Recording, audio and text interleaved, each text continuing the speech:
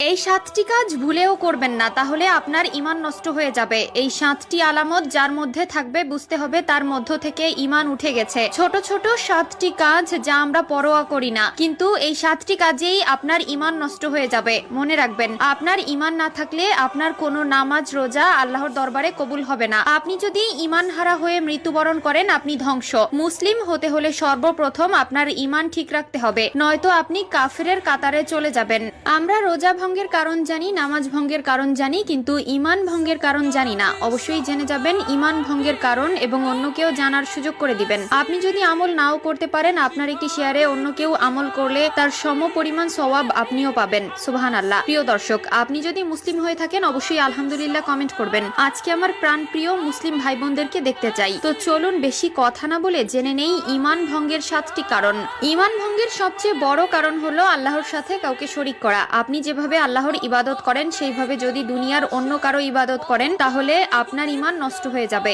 ঈমান ভঙ্গ হওয়ার ২ নম্বর কারণ হলো আল্লাহকে পাওয়ার জন্য যদি কোনো দেবতার আশ্রয় নেয়, তাহলে তার ঈমান নষ্ট হয়ে যাবে। কেউ যদি মনে করে আল্লাহকে পেতে হলে কোনো পীর বাবার কাছে যেতে হবে, তাহলে তার ঈমান নষ্ট হয়ে যাবে। ৩ নম্বর কারণ হলো কেউ যদি মনে করে কোনো বেঈমান কাফের যা করতেছে তা ঠিক করতেছে, তাহলেও তার ঈমান নষ্ট হয়ে যাবে।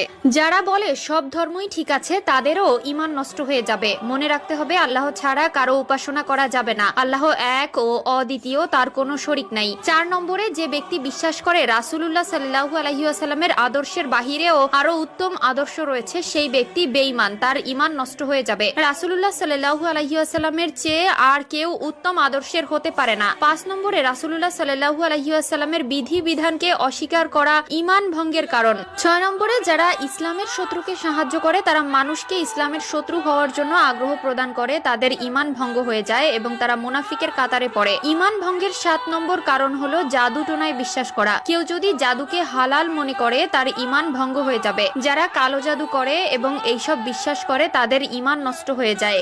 এছাড়াও ঈমান ভঙ্গের অনেক কারণ রয়েছে। এই ছোট ছোট কারণগুলোকে আমরা গুরুত্ব না দেওয়ার কারণে নিজেদের অজান্তেই ঈমান হারা হচ্ছে। ঈমান ভঙ্গের সবথেকে বড় কারণই হলো আল্লাহর সাথে কারো শরীক করা। আল্লাহ যাকে ইচ্ছা তাকে ক্ষমা করবে, কিন্তু শিরককারীকে কখনোই ক্ষমা করবে না। যারা আল্লাহ ব্যতীত অন্য কারো ইবাদত করে, তারা আল্লাহর সাথে গাদ্দারি করলো এবং মুশরিক বেঈমান হয়ে মৃত্যুবরণ করলে তাদের ফলস্বরূপ জাহান্নামের অগ্নিকুণ্ডে নিক্ষেপ করা হবে। স্বপ্ন হলো ৩ প্রকার।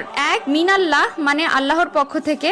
২ শয়তানের পক্ষ থেকে। ৩ নিজের চিন্তা ভাবনা থেকে, অর্থাৎ সারাদিনে আপনার সাথে যা ঘটেছে তা নিয়ে স্বপ্ন দেখা। আল্লাহর পক্ষ থেকে যে স্বপ্নগুলো মানুষদের দেখানো হয়, সেগুলো শুধু বাস্তবায়িত হয়। আল্লাহর দেখানো স্বপ্নগুলো আপনার ভবিষ্যতের নির্দেশ দেয়। এছাড়া